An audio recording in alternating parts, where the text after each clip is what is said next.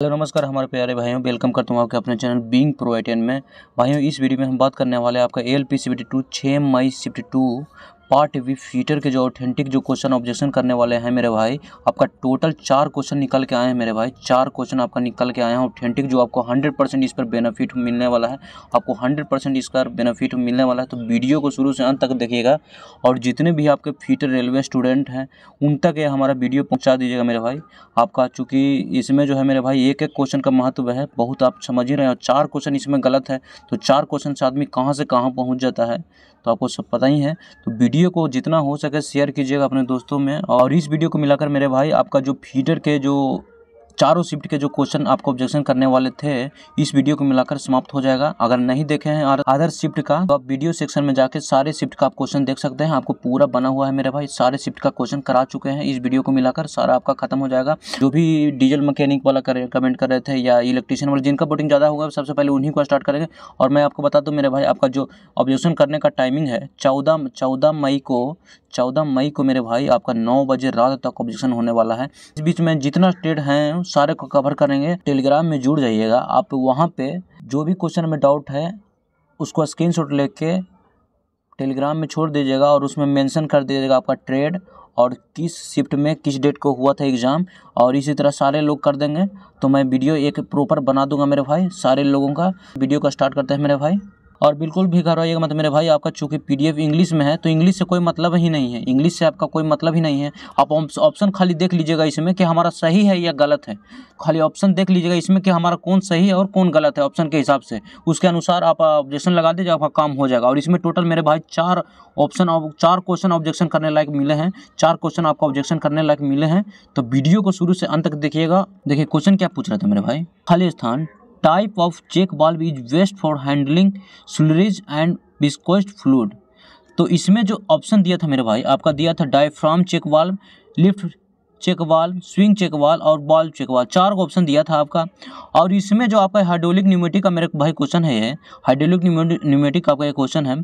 और इसमें जो आपका क्वेश्चन के अकॉर्डिंग मेरे भाई, क्वेश्चन के अकॉर्डिंग आपका जो करेक्ट ऑप्शन है इसमें आपका ऑप्शन नंबर 4। अब आपको ऑप्शन नंबर 4 जो डी है, डी वाला 100% करेक्ट है, ना कि D option number 8 diaphragm check valve. तो और इसका रेफरेंस देखते हैं, मेरे भाई। देखिए Indian standard bureau of Indian standard क्या कहता है, IS 780 रेशियो 1985 के अनुसार check valve for water supply है। एक चीज मेंशन, यह मानक चेक वाल्व की डिजाइन सामग्री और रेस्टिंग को परिभाषित करता है। और देखिए खंड 4.2 में कहा गया है check valve should be selected based on the fluid properties for fluid with substance. और ये सारी चीजें हैं मेरे भाई, और ये सारी चीजें हैं और इसका आप रेफरेंस लगा सकते हैं, आपका बिल्कुल 100% करेक्ट होगा, ठीक है ना। और भी चीजें हैं, देखिए Indian standard 13/18 1991 industrial valve selection guidelines है आपका, यहाँ पे भी इसमें भी ये सारी चीजें mention. Valve selection for sluice, ball check valve, यानी कि चारों तरफ से जो इशारा कर रहा है ना मेरे भाई, आपका बॉल चेक वाल्व के ही ओर इशारा कर रहा है, देख ले सकते हो। तो आप यहाँ से जो भी सारी चीज़ें इसमें दिया हुआ है, इसका आप टेलीग्राम में मैं PDF दे दूंगा, आप वहाँ से इसको स्क्रीनशॉट लेकर डायरेक्टली डाल सकते हैं। तो आपके इसके रेस्पेक्टेड में आपका रेफरेंस अगर मिलता है बुक वगैरह से तो उसको भी डाल सकते हैं, नहीं तो कोई इसका भी काम करेगा मेरे भाई, कोई दिक्कत ही नहीं है, इसका भी काम करेगा आपका। चूंकि IS जो मानक है इसका स्टैंडर्ड है उसी के अनुसार निर्धारित हो रहा था। ये बिल्कुल 100% काम करने वाला है आपका। ये सारी चीज़ें आपको जो भी अच्छा लगे दिल खोल के ऑब्जेक्शन कीजिए, आपको 100% नंबर मिलने वाले हैं। ये सारी चीज़ें हैं, बहुत सारा इसमें रेफरेंस मिल जाएगा मेरे भाई, आपको जो भी अच्छा लगे आप ऑब्जेक्शन कीजिए, आपको नंबर मिलने वाले हैं। तो इसमें आपका ऑप्शन हो जाएगा 4 बॉल चेक वाल्व मेरे भाई, यहाँ पे करेक्ट आंसर था, ठीक है ना। बॉल चेक वाल्व आपका यहाँ पे करेक्ट ऑप्शन था, करेक्ट आंसर था। बॉल चेक वाल्व आपका यहाँ पे करेक्ट आंसर था, ठीक है ना।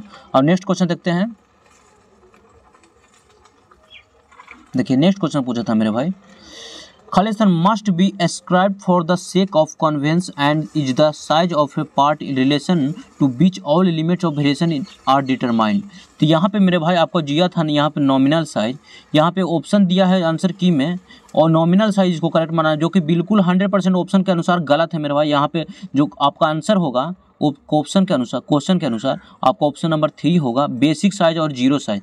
आप देखिए इसका रेफरेंस क्या होता है, आप मिला लीजिएगा हिंदी वाले में मेरे भाई, बेसिक साइज और जीरो साइज देख लीजिएगा, आपका जो भी होगा आप मिला लीजिएगा एक बार इसको, बेसिक साइज और जीरो साइज उसके अनुसार आप लगा दीजिएगा रेफरेंस, आपका काम यहाँ पे भी हो जाएगा। हिंदी वाले में कोई दिक्कत नहीं, हिंदी इंग्लिश से यहाँ पे आप ऑप्शन ऑप्शन देख लीजिएगा कि कौन सा मेरा बेसिक साइज और जीरो साइज वाला ऑप्शन में है, ठीक है ना, क्योंकि सारे आंसर की में अलग अलग रहता है, कोई सा नंबरिंग सेम नहीं रहता। तो बेसिक साइज और जीरो साइज वाला ये वाला क्वेश्चन है, आपको पता चल ही जाएगा जितना CBT पास किए हैं तो। और इसका रेफरेंस देखते हैं, देखिए रेफरेंस है मेरा भाई इसका 2 इंडियन स्टैंडर्ड 919/1993 के अनुसार defined basic size as the size of which deviation are assigned, एक तो एक कहता है। और इंडियन स्टैंडर्ड 7/1992 के अनुसार glossary of terms of limit and fit states, देखिए basic size is the size of part in a relation of which all limit of variation are determined, यानी आपका ये दोनों इशारा कर रहा है मेरे भाई, आपका जो दोनों साइड के इशारा कर रहा है आपका बेसिक साइज और जीरो साइज के बीच। तो यहाँ पे जो करेक्ट आंसर था आपका बेसिक साइज और जीरो साइज था, ठीक है ना। और नेक्स्ट देखते हैं क्वेश्चन, देखिए एक क्वेश्चन पूछा था मेरे भाई, और हिंदी वाले में आपका इसका जो आंसर है बोरोन कार्बाइड देख लीजिएगा, आप उसके अनुसार जो रहेगा आप यहाँ पे ऑब्जेक्शन लगा दीजिएगा, आपका काम यहाँ पे 100% होने वाला है। तो चूँकि मेरे भाई PDF जो मिला है हमको इंग्लिश में ही मिला है, ठीक है ना, अगर हिंदी में मिलता तो हम हिंदी में बनाते। देखना है मेरे भाई आपको जो ऑप्शन देख लीजिएगा हिंदी वाला, और ऑप्शन देख लीजिएगा हिंदी में पता चल जाएगा, सिलिकॉन कार्बाइड लिखा होगा, बोरोन कार्बाइड लिखा होगा, डायमंड कार्बाइड, तो आपको वहाँ से पता चल जाएगा। और देखिए यहाँ पे क्वेश्चन क्या कह रहा था, abrasive material is best suited for lapping high speed, यानी कि हाई स्पीड स्टील के लिए कौन सा मटेरियल लैपिंग के लिए बेस्ट होता है।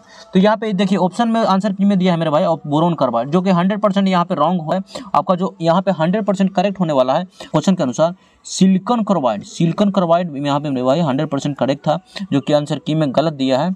तो इसका आप ऑब्जेक्शन लगा दीजिए। और इसके रेस्पेक्ट में देखते हैं रेफरेंस इंडियन स्टैंडर्ड है ना मेरे भाई, 4 ऑप्शन दिया हो ना, डायरेक्टली किसी के ऑप्शन के बारे में डायरेक्टली मतलब मेंशन नहीं करता कि हाँ भाई फलाना चीज़ के लिए फलाना चीज़ मेंशन है, ऐसा कुछ नहीं है। लेकिन अगर तार जोड़ा जाए तो इसमें से आपका निकाल के आएगा ISO इंडियन स्टैंडर्ड में, इंडियन स्टैंडर्ड ऑर्गेनाइजेशन 525/2013 के अनुसार आपका ये सारी चीज़ें इशारा कर रही है मेरे भाई सिलिकॉन कार्बाइड की ओर।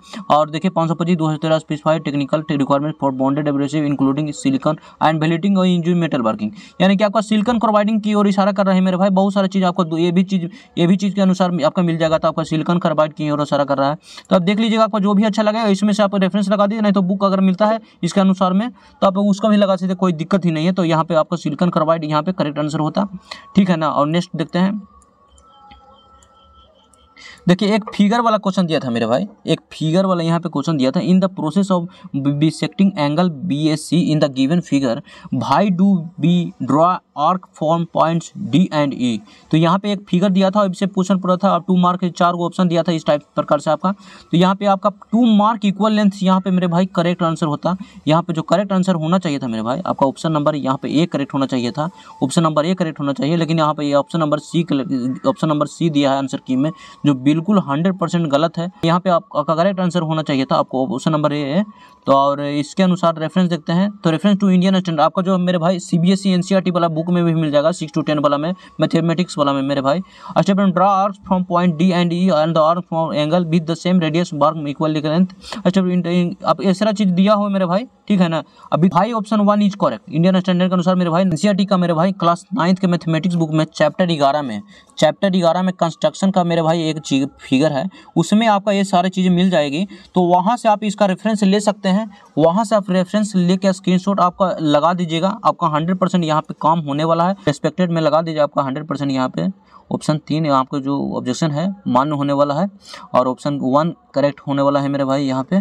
तो यही आपका मेरे भाई आपका 4 क्वेश्चन जो ऑब्जेक्शन करने लायक थे, 4 क्वेश्चन आपका ऑब्जेक्शन करने वाले थे, उन सारे को मैंने डिस्कस कर दिया है। और मैं एक क्वेश्चन करके चेक किया हूँ, तो आप बेफिक्र रहें, इसके लिए आपका सारा क्वेश्चन देख लिया हूँ। आपका जो मतलब एक्चुअल डाटा मेरे सामने आया था मेरे भाई, एक्चुअल डाटा आपके सामने जो ऑब्जेक्शन करने लायक 100% मार्क्स बढ़ने वाले क्वेश्चन थे, उसको मैंने यहाँ पे ऐड किया है। 4 क्वेश्चन आपका 6 मई सेकंड शिफ्ट में निकल के आए हैं। तो वीडियो को जितना हो सके मेरे भाई, जितना भी फिटर स्टूडेंट तक, रेलवे के स्टूडेंट तक पहुँचा दीजिएगा, उनका भला हो जाएगा। चूँकि आपका 3, 4, 5 नंबर का महत्व तो जानते ही हैं। और इसमें 6 मई ALP CBT 2 में मेरे भाई आपका 0.5 1 नंबर 2 नंबर से ढेर ही लगा हुआ है, और यहाँ पे तो 4 नंबर का गलत हो गए हैं। तो आपका यहाँ पे 100% बेनिफिट मिलने वाला है। और मेरे भाई वीडियो को जितना हो सकेगा शेयर कीजिएगा। और रेलवे अगले इस बार के जो रिक्रूटमेंट है मेरे भाई, उसमें मैं आपको फ्री में मेरे भाई एक मास्टर कंटेंट बना के दूंगा, जो आप उससे पढ़ लीजिएगा मेरे भाई, उससे पढ़ लीजिएगा तो आपको एग्ज़ाम में नेक्स्ट लेवल मिलने को मिलेगा मेरे भाई। चाहे वो आपका पार्ट A का हो, पार्ट ए का हो या पार्ट बी का हो मेरे भाई, दोनों में आपको 100% बेनिफिट होने वाला है। खासकर मैं फीटर टेट के बारे में बोल रहा हूँ, क्योंकि ऑलरेडी मेरे भाई मैं सिलेक्टेड हूँ। आप स्क्रीन पर से देख सकते हैं यहाँ पे मेरा इसरो में SDSC सतीश धवन सार में फीड टेक्नीशियन भी फीडर पद पर चयन हुआ था। अन्य रिजर्व में चौथे रैंक लाया था। ऑल इंडिया रैंक मेरा 4 रहा था इसमें। और इस बार मेरे भाई, इस बार आप देख लीजिए रेलवे LP CBT 2 फीटर, इस बार जो 6 मई फर्स्ट में हुआ था उसका स्क्रीन आपको स्क्रीन पर नजर आ रहा होगा। इसमें मेरा पार्ट ए में 80 प्लस स्कोर हुआ है, पार्ट बी में 45 प्लस स्कोर हुआ है। तो बिल्कुल इसी आधार पर और भी मैंने कई सारे मेरे भाई रेलवे के एग्ज़ाम दिए हैं, तो उसके आधार पर मेरे भाई आपको मैं बता रहा हूँ, कोई एक कंटेंट बना के आपको मास्टरपीस दूंगा मेरे भाई फ्री में। तो आप वीडियो को जितना हो सके शेयर कीजिएगा और सपोर्ट कीजिएगा दोस्तों में। वैकेंसी में मेरे भाई बेनिफिट मिलेगा, तो आप इसको चैनल को जितना हो सके शेयर कीजिएगा। और मिलते हैं नेक्स्ट वीडियो में मेरे भाई, तब तक के लिए thank you very much. Thanks मेरे भाई।